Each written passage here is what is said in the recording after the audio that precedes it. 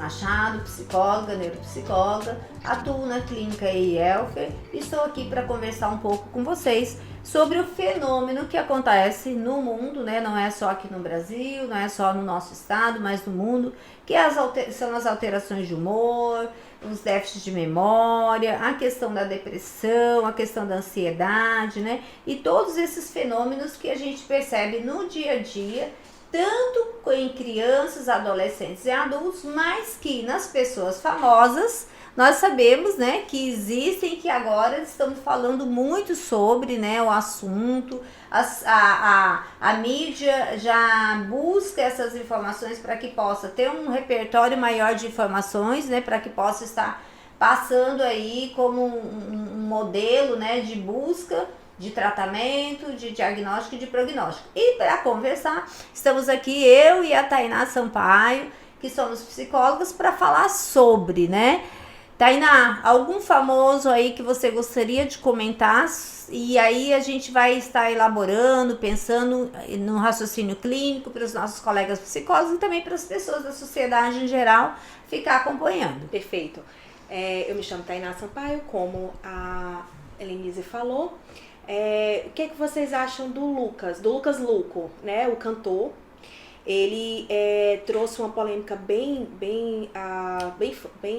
que chamou muita atenção, né, sobre a questão do TAB, né? O que seria o TAB? Transtorno afetivo bipolar, né, com muita alteração de humor, muita oscilação. Então a pessoa, ela sai para desenvolver um determinado trabalho, ou está num relacionamento, ou está, né, vivendo o dia a dia dela, e essas alterações são abruptas, né, a ponto de incapacitar a pessoa naquilo que ela iria realizar durante o dia. Então ele trouxe isso, né, a baila, né, porque a sociedade toda ficou sabendo, a mídia, teve muita repercussão na rede social. E aí, Tainá, pensar em como é que a gente poderia, no nosso consultório, na clínica, já estar utilizando instrumentos para evidenciar esse transtorno, para que possa fazer um tratamento bem focal, né? Um tratamento adequado, onde a pessoa vai ter um prognóstico muito bom, né? Sabendo o que tem, é mais fácil tratar, né? Do que ficar na hipótese ou no achismo. E aí, pensando em bateria, o que você sugere? Vamos pensar aqui. Ele lembrando que para ser aplicado um teste, ele precisa estar dentro do padrão, dentro da padronização que o teste exige. Então, ele é o quê? Ele é uma pessoa de classe média alta, né? Por aí. Então, a questão da classe social. Idade, ele está na faixa dos seus 30 anos. Então, teria que ser um teste mais ou menos dentro desse espectro de idade.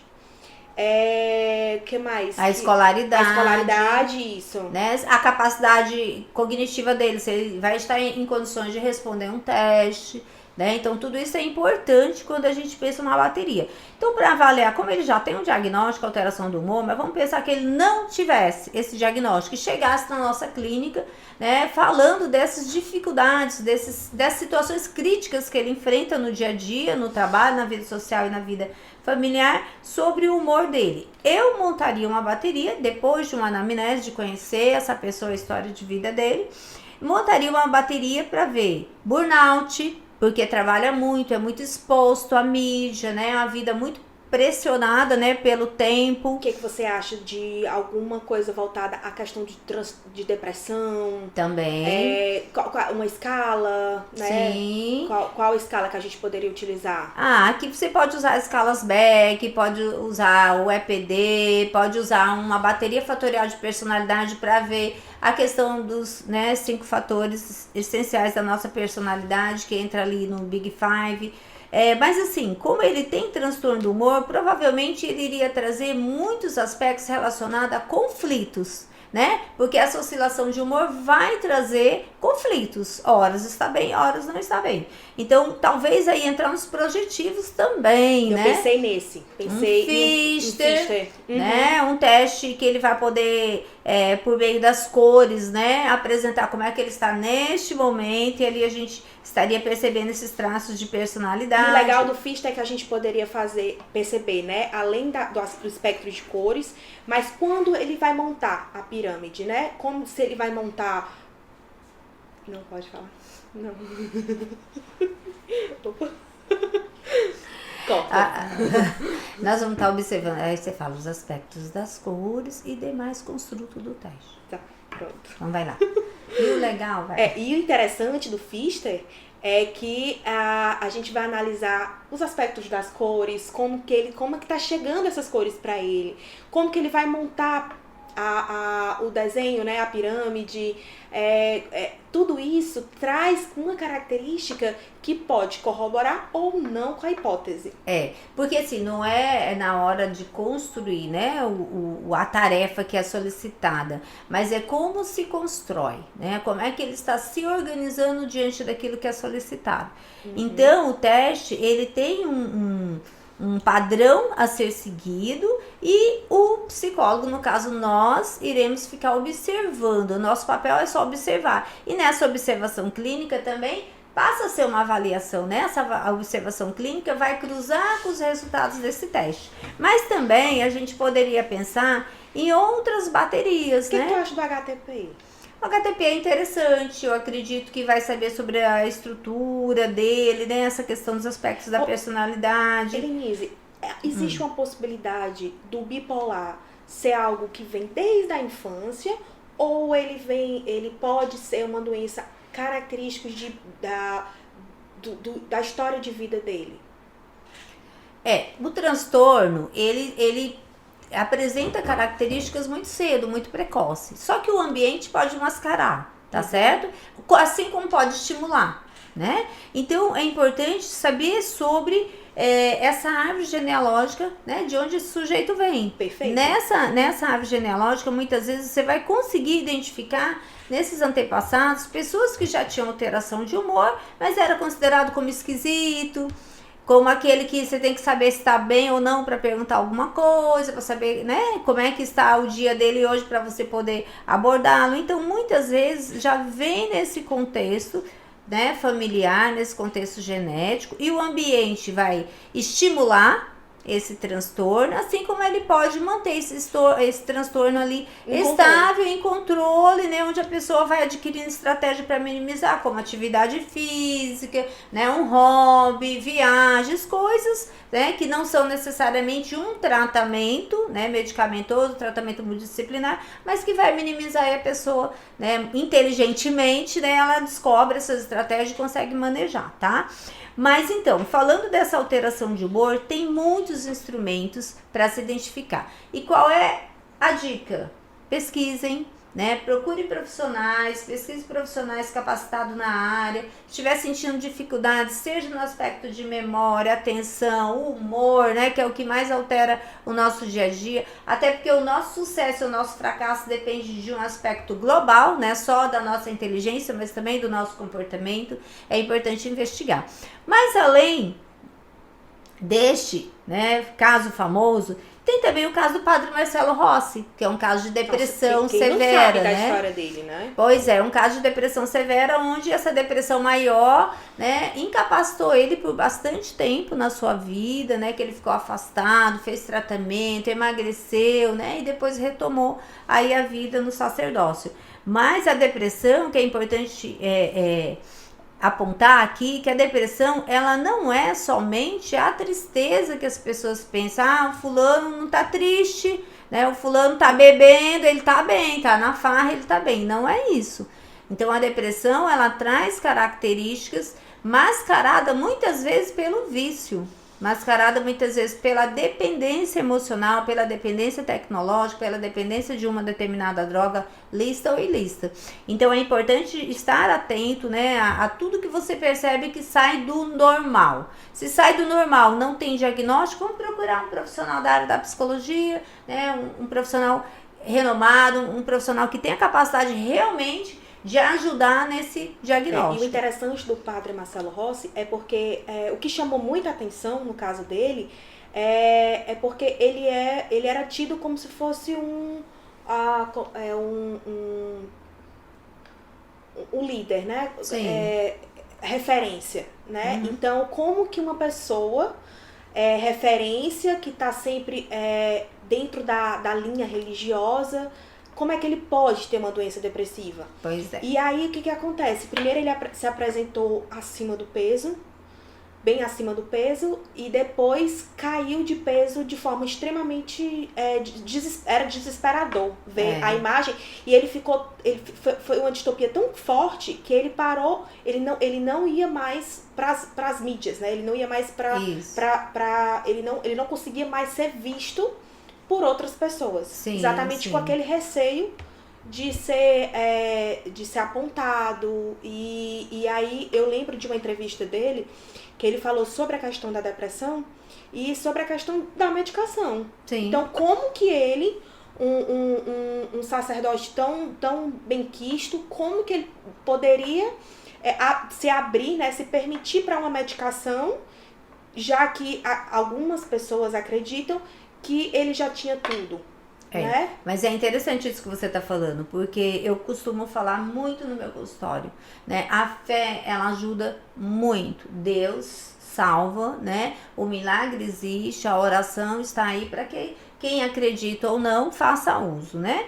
Quem acredita faz uso, quem não acredita, né, deixa ali quietinho. Mas quem acredita ajuda muito, porque o pensamento positivo, a oração, né, a forma de conversar com um ser que está num lugar diferente do seu, isso vai ajudar com que você estimule, né, os hormônios necessários para nossa felicidade, a ocitocina, para que a gente possa estar querendo viver mais e melhor.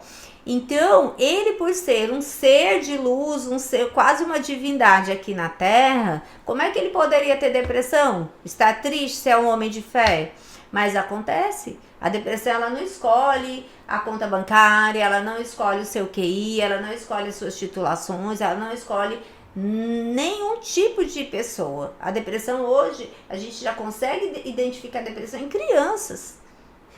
O que uma criança tem de conteúdo acumulado, né? Então, é algo que já vem aí na carga genética, no ambiente, que vai estar interferindo e manifestando. Então, o padre Marcelo Rossi, assim como eu, como você, como qualquer pessoa, pode desenvolver qualquer doença, né? Infelizmente, se a gente pudesse barrar, seria melhor, mas a gente não tem como barrar, a gente tem como prevenir. Exatamente, como prevenir. E prevenir como? Investigando tudo aquilo que sai do contexto normal, que você percebe que está diferente. Vamos investigar. É o maior investimento que você faz na sua vida quando você investiga os seus aspectos físicos e mentais. E é menos doloroso também, quando se previne. Em todos os aspectos, né? Até no bolso, né? É menos doloroso, né? Então, tem um outro caso, assim, pra gente encerrar o nosso bate-papo, que é do Wesley Safadão. Né? Quem não viu os shows dele sendo cancelados, porque ele tava com uma coisa chamada de crise de pânico, né? Ele tava com crise de pânico que ele não conseguia sequer subir no palco. E o que era isso? O que culmina isso? O que a gente poderia pensar que ele poderia ter adquirido? O que pode ter acontecido com ele? Pode ter acontecido burnout, pode ter acontecido um estresse pós-traumático. O que seria mesmo burnout? Burnout é o excesso de estresse no trabalho. Então, assim, a pessoa passa por situações e sob pressão ela consegue seguir. Ela vai seguindo, não vai dando vazão a essas emoções.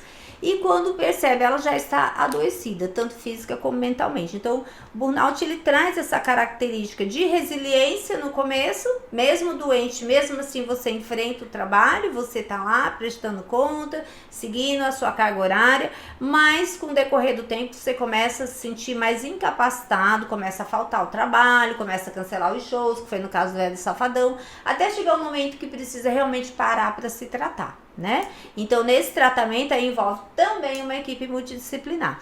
Tem como investigar burnout? Tem como investigar, existe testes, né? Tem um agora que saiu maravilhoso, que é Burn, né? Então, ele avalia burnout e num contexto geral, tá? Um contexto de trabalho independente do local de trabalho que você vivencia. Pode ser numa plataforma da Petrobras, pode ser num palco, pode ser numa empresa, pode ser numa clínica, então dá para se investigar. E o legal desse teste, porque ele tem online e ele tem presencial. Exatamente. Então, a gente, como psicólogo, não pode nem ter desculpa. Ai, não, mas o meu paciente eu só atendo online. Existem testes como esse, por exemplo, que você pode aplicar à distância. Isso. Além daquilo que eu falei, né? Nunca esquecer a história de vida. Não existe teste, não existe avaliação sem entrevista de anamnese. E não existe bateria de teste concluída sem a entrevista devolutiva. Então, sempre é importante a gente fixar isso, tá? Mas no caso do Wesley Safadão, foi uma crise muito forte de ansiedade, né? Um transtorno aí agravado por outros transtornos, que são as crises de pânico. Então, provavelmente ele teve sintomas que vai desde a depressão maior à ansiedade elevada, né? Ansiedade generalizada por tudo. Além, provavelmente, das questões do corpo, do físico, né? Que são aceleramento, né? Essa questão respiratória, não conseguir respirar, a sensação de morte. Porque o transtorno do pânico, nós sabemos que ela é desencadeada a partir do momento que você passa a ter várias crises de ansiedade e não valoriza, né? E mesmo assim você continua, né, não dando vazão a isso, né? Não valorizando o que está sentindo para que possa tratar, né? E aí, aí tem uma vizinha que toma um remedinho para dormir. Ela fala assim, você consegue esse remédio para mim também? Aí a amiga, vizinha muito boa, vai e concede o tal do medicamento. E aí vai virando uma bola de neve. Sem tratamento, sem saber o que é que tá tomando, né? Sem saber peso, sem saber estatura, sem saber que aquilo lá determinados miligramas depende do peso, da altura, da idade. Então, o que acontece? Muitas vezes o tratamento, na maioria das vezes, não é feito. E quando está com a crise do pânico, a pessoa é como uma liga, já arrebentou aquela liga.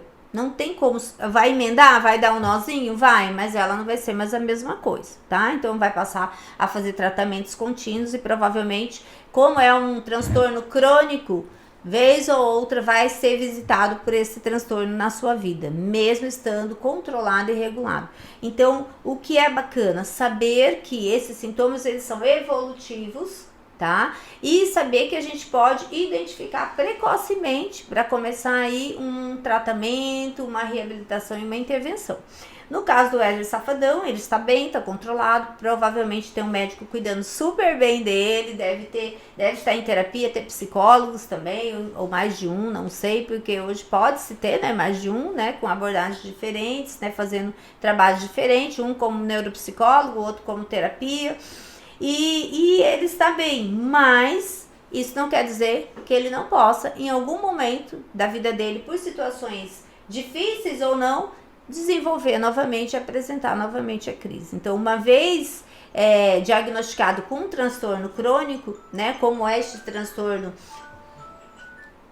uma vez diagnosticado com um transtorno crônico, como é o transtorno da ansiedade, transtorno generalizado da ansiedade, sempre vai ser visitado, mas sabendo que você tem que ser o controle, né, e não a doença te controlar. Então, eu sabendo que eu tenho pânico, que eu tenho depressão, que eu tenho ansiedade, o que eu vou fazer? Nos mínimos sinais que eu tenho de evidências que eu já estou começando a ficar com a respiração mais ofegante, o que é que eu faço? Vou fazer minha respiração diafragmática, vou tomar o meu remédio se eu tomo remédio, vou fazer uma ligação para alguém que possa me ajudar, né? Para que possa intervir rapidamente, para que isso não volte a ser um transtorno, porque aí realmente desorganiza a vida da pessoa.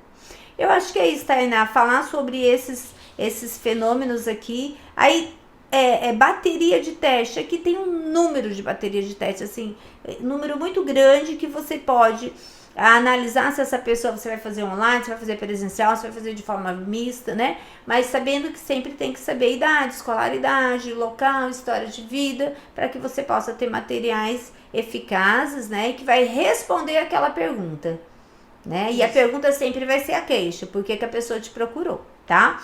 Então, feliz de estar aqui com você batendo esse papo. Eu acho que nós estamos abrindo portas, né? Abrindo momentos para que a gente possa trazer essa fala da avaliação para o mundo, mostrando que é possível sim para a sociedade. Você está investigando, né? Está prevenindo, né? De uma forma interventiva dados ou danos que você possa ter sobre a tua história de saúde, né?